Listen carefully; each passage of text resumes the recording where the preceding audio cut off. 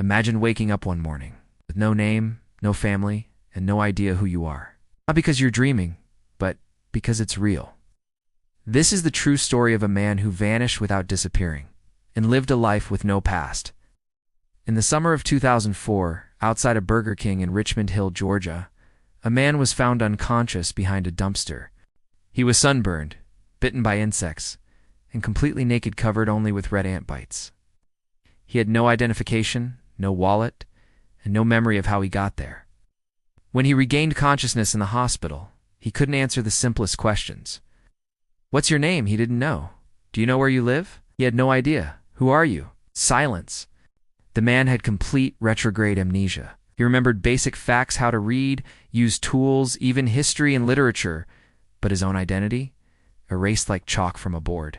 So the hospital gave him a placeholder name, Benjamin Kyle. And that's when the strange part begins. Benjamin was in his late 50s. He had no social security number, no medical records, no birth certificate. He didn't even exist in the system. Without an ID, he couldn't work, couldn't rent a home, and couldn't even access basic health care. He was a ghost in the eyes of the government, alive but invisible. He lived in shelters, did odd jobs for food, and depended on the kindness of strangers. But Benjamin wasn't just surviving. He was searching for himself. Benjamin's story made headlines.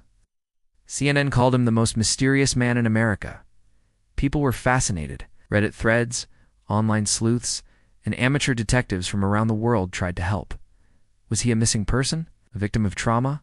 Was he hiding from someone? Years passed. The FBI couldn't identify him. Facial recognition came up empty. No DNA matches, no fingerprints. It was like he never existed. The public called him the real-life Jason Bourne. Then, in 2015, 11 years after he was found, a genealogist named Cece Moore took his case.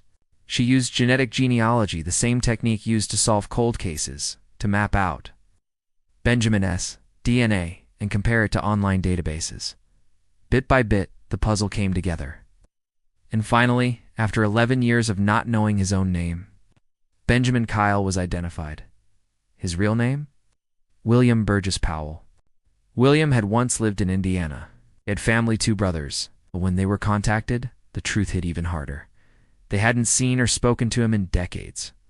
The family had assumed he didn't want contact, and maybe he hadn't.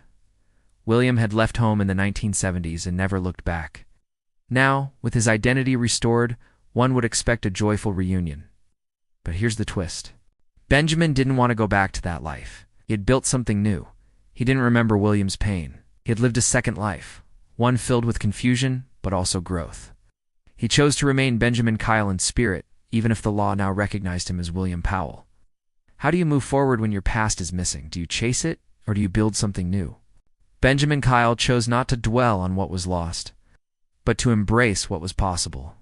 His story is not just about memory. It's about identity, survival, and resilience in a world that forgets those without a name. But here's the strange part. After all the cameras turned away, Benjamin Kyle vanished again. Where is he now? Some say he returned to Indiana. Others say he chose a quiet life under a new name. But one thing's for sure, his story will never be forgotten.